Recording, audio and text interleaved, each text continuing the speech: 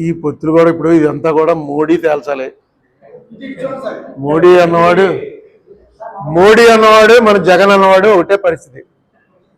వాళ్ళ మనసులో ఏమొస్తే అది చేస్తారు. మోడీ కనీసం అమిత్ షాతో మాట్లాడతాడు, జగన్ ఎవరితో మాట్లాడో ఎవరు చెప్పలేకపోతున్నారు. ఏమంటే జగనే 175 స్థానాల్లో జగనే క్యాండిడేట్ కింద లెక్క. వేస్తే జగన్ వేస్తారు, లేకపోతే జగన్ ఓడిస్తారు తప్ప మిగతా పార్టీలా కాదు. క్లియర్గా చెప్పేస్తున్నాడు అతను.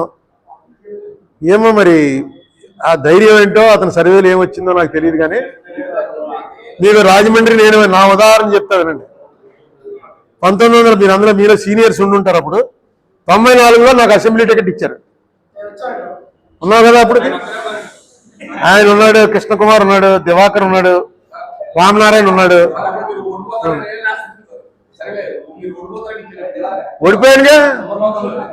ఓడిపోయాను. అందులో అనుమానం. ఎందుకు ఓడిపోయాను మెయిన్ అంటే ఏసీ రెడ్డి గారు సిట్టింగ్ ఎమ్మెల్యేకి చెప్పలా నీ టికెట్ తీసేస్తున్నావు అని. అక్కడ పివి నరసింహారావు ప్రధానమంత్రిగా ఉండి ఇదేంటిది 70 మంది ఆ రెడ్లు తగ్గించాలి, మనం 10 అన్నా తగ్గించాలి కనీసం అని చెప్పి మీటింగ్లో అన్నట్ట. అన్నాడని వార్త ఇదంతా పేపర్లో వచ్చింది. 10లో తగ్గించాలంటే ఏసీ రెడ్డి ఫస్టే తీసేస్తారు. ఎందుకంటే ఆయన మున్సిపల్ చైర్మన్గా చాలా పాపులర్. ఎలాగా మున్సిపల్ చైర్మన్ ఎలక్షన్ వస్తుందో దాంట్లో చైర్మన్ అవుతాడు అని అనుకున్నారు. ఆయనకి చెప్పలే. తర్వాత ఆయన గొడవ చేశాడు, నాకు వ్యతిరేకం చేశాడు డైరెక్ట్గాను. ఓడిపోయాను. మళ్ళా 2004లో నాకన్నా బలమైన క్యాండిడేట్ చిట్టూరు రవీంద్ర. ఆయన 96లో ఎంపీ చేశాడు. 99లో ఓడిపోయాడు. ఓడిపోవడం కూడా మిగతా వాళ్ళతో పోలిస్తే చాలా తక్కువ తేడాతో ఓడిపోయాడు. ఆయనకి 2004లో టికెట్ ఆయన తీసేసి నాకు ఇచ్చారు. ఇస్తే ఆయన ఎలా చేశారు? అది లాస్ట్ ఇంకా నామినేషన్ రేపు వేయాలి. ఈవేళ చెప్పి రాజశేఖర రెడ్డి ఏం చేశాడంటే, రవీంద్ర నువ్వు బూరుపూడి అసెంబ్లీకి వెళ్ళు అన్నాడు. నాకు ఇంట్రెస్ట్ లేదండి, నేను ఇంటికి వెళ్ళిపోతాను, ఎంపీకి అయితే పోటీ చేస్తాను, లేకపోతే నాకు అక్కర్లేదన్నాడు ఆయన. అంటే అలా కాదు, ఇదిగో బ్లాంక్ ఫారం బూరుపూడి నీకు ఇచ్చేస్తున్నాను, నువ్వు వెళ్ళి అక్కడికి. ఇదిగో అరుణ్ కుమార్, నా బీఫామ్ కూడా ఆయనే తెచ్చాడు. ఇదిగో అరుణ్ కుమార్ బీఫారము, ఇదిగో బూరుపూడి బీఫాము, ఈ 2 పట్టుకుని వెళ్ళు. నీకు బూరుపూడిలో నువ్వు రాసుకో, నీకు ఇష్టం లేదు అక్కడ వాళ్ళని కూర్చోబెట్టి ఎవరికి టికెట్ అడిగితే వాళ్ళ పేరు రాసి ఇచ్చేసాయి. అరుణ్ కుమార్ నాకు అవసరం, నా కోసం నేను ఢిల్లీ పెట్టుకున్నాను. సోనియా గాంధీ గారు కూడా అతను ఢిల్లీ తీసుకురావాలన్నారు, అందుకని తప్పలేదు. అంటే అతనికి ఏంటో కథలు చెప్తున్నారు నాకు అనుకుంటూనే వచ్చాడు. ఆయన వచ్చిన ఆయన ఇంత రిక్వెస్ట్ చేశాడు రాజశేఖర రెడ్డి, మనకి బీఫార్మ్ ఇస్తాను. ఎందుకు నేను సర్లే బూరుపూడి వచ్చి అడిగాడు. బూరుపూడిలో నన్ను ఏమన్నారు అయినా బూరుపూడి వాళ్ళంతా తిరగబడేటికి పట్టుదల వచ్చింది. తిరగబడతారని పెద్ద గొడవ కాల, పట్టుదల వచ్చి ఆయనే పేరు రాసుకుని నామినేషన్ చేశాడు, నెగ్గాడు. నేను నెగ్గాను. ఇది పద్ధతి, చేసే పద్ధతి.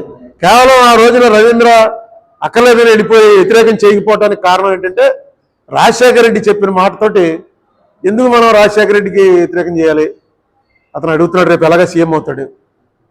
దానికి తగ్గట్టుగానే రాజశేఖర రెడ్డి సీఎంగా ఉన్నప్పుడు చిట్టూరు రవీంద్ర ఆయన చేసిన బూరుపూడి కాన్స్టిట్యున్సీలో చేసిన పనులు ఎవడో ఎక్కడ చేసి ఉండడు. ఏమడితే అది ఇచ్చేసేవాడు. ఎందుకంటే రాజశేఖర రెడ్డికి అది గుర్తొచ్చేది, మన మాట మీద వెళ్ళి వెంటనే ఇలా చేశాడని. ఈ పాలిటిక్స్లో గివ్ అండ్ టేక్లో ఉంటుందండి. ఎవరో కూడా ఎవరి కోసం త్యాగం చేయడు, ప్రతివాడు వాడి కోసమే ఉంటాడు.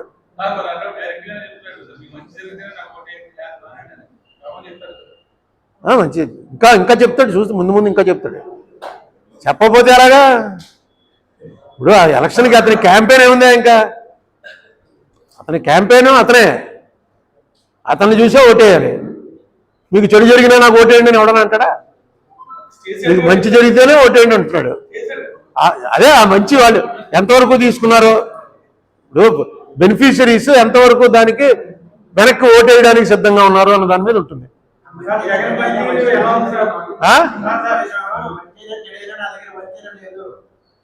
అని ఎవరంటున్నారు?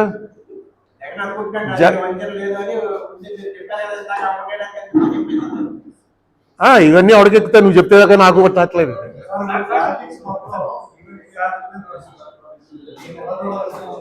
ఇది ఒక వ్యాపారం మీద, ఇది మార్కెట్ అనాలిసిస్ చేసేవాళ్ళు మార్కెట్ అనాలిసిస్ చేస్తారు.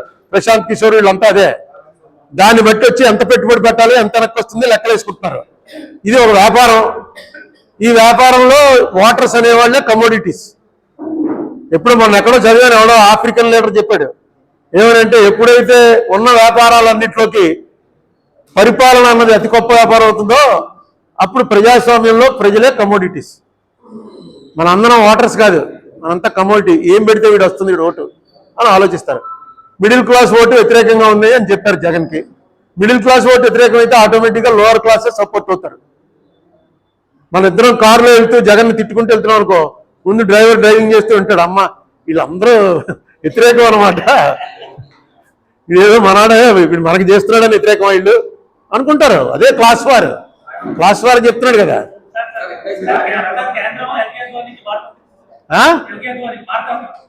ఇచ్చిందా? ఇప్పుడే అనౌన్స్ చేశారా? ఎలా ఎలా చూస్తాం? ఎల్కేద్వానికి మారుతాం. ప్రధానమంత్రి నేను ఫస్ట్ అద్వానీని చూసినప్పుడు ప్రధానమంత్రి అవుతాడు అనుకున్నాను. ఆ మోడీ గారు వచ్చారు, అది పోయింది.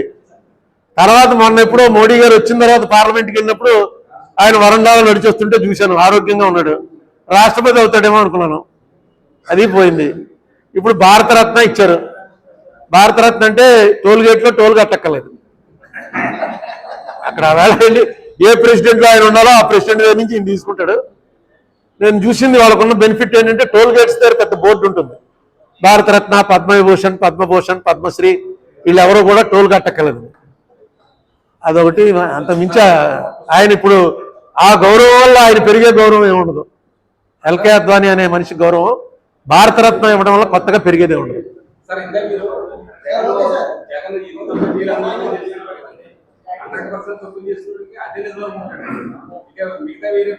అంటే నీకు ఎంత పర్సెంట్ తప్పు చేశాడు అన్నది రిజల్ట్ రోజున తెలుస్తుంది మనకి. ఎందుకంటే వీళ్ళు ఇప్పుడు వేకర్ సెక్షన్స్ వాళ్ళు బయటకు వచ్చి చెప్పలేరు. మిడిల్ క్లాసు బయట బహిరంగంగా తిడతాం. వేకర్ సెక్షన్స్ వాడు చెప్పలేడు, వింటూ ఉంటాడు వాడు. గ్రామంలో ఓటు వేయో అని చెప్పేస్తున్నారంటే ఓటు వేయరు, అందులో అనుమానం ఉంది. లాస్ట్కి వచ్చిన తర్వాత ఏమవుతుందో నీకు చెప్పలేం. కానీ నాకేమనిపిస్తుందంటే డెఫినెట్గా ఒక 40% ఓటు జగన్కి, 40% చంద్రబాబు నాయుడికి నిక్కంగా ఉన్నాయి, నిక్కచ్చిగా పడిపోతాయి. మిగతా 20%లో పవన్ కళ్యాణ్ కలవటం వల్ల ఎంత వస్తుంది, ఇది ఈ రిజల్ట్ అల్టిమేట్గా ప్రభావం చూపించేది. అది పవన్ కళ్యాణ్ ఇంతకుముందు 6% వచ్చింది, అంతకన్నా పెరుగుతుందని అనుకుంటున్నాను. పెరిగేది 11% అయింది అనుకోండి, వాళ్ళే గెలుస్తారు. 8% దగ్గర ఆగిపోయింది అనుకోండి, అతను గెలుస్తారు.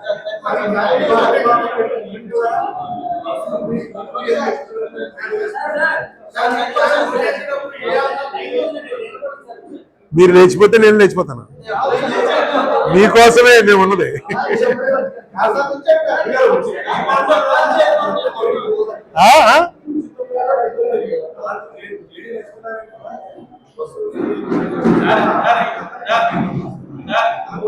ఫ్రీ అంటున్నాడు.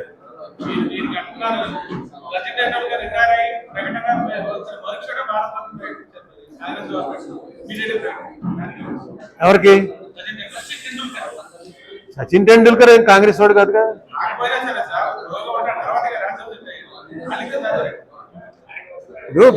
ఏదో ఆ ఫీల్డ్ లో భారతరత్న ఇవ్వాలని అనుకున్నారు, ఇచ్చుంటారు. అద్వానీ అలా కాదు, ప్రధాని అవ్వాల్సిన వాడు. అద్వానీకిను సచిన్ టెండూల్కర్కి పోలికేట్ చెప్పు. సచిన్ టెండూల్కర్, అద్వానీ అనే మనిషి అసలు ఈ రామాలయం అనేది కట్టిందే అద్వానీ. అలా అద్వానీ లేకపోతే ఏం లేదు. వాజ్పేయి వ్యతిరేకం. అక్కడికి వెళ్ళి రామాలయం కడతాం, అన్ని మసీదులు పడగొడతాం, ఇవన్నీ అతనికి ఇష్టం లేదు. అటువంటి అద్వానీ అన్నవాడు పట్టుకుని తట్టుకుంటేనే మన ఎలక్షన్ ఎక్కుతామని. ఆ మనిషి ఇవాళ భారతరత్న తీసుకోవడానికి వెళ్ళడానికి ఆయన ఆరోగ్యం బాగున్నప్పుడు తీసుకెళ్లి స్పెషల్ ఫ్లైట్ లో అయోధ్య తీసుకెళ్లారా? ఇంతకన్నా అవమానం ఉంటుందా? అద్వానీ గారు నాకేం ఫ్రెండ్ కాదు, కానీ మా గౌరవం. మేము పార్లమెంట్ లో ఆయన లేచి మాట్లాడుతుంటే నేను రోజు గొడవ చేస్తే డైరెక్ట్ గా సోనియా గాంధీ గారు చెప్పారు కూర్చోని.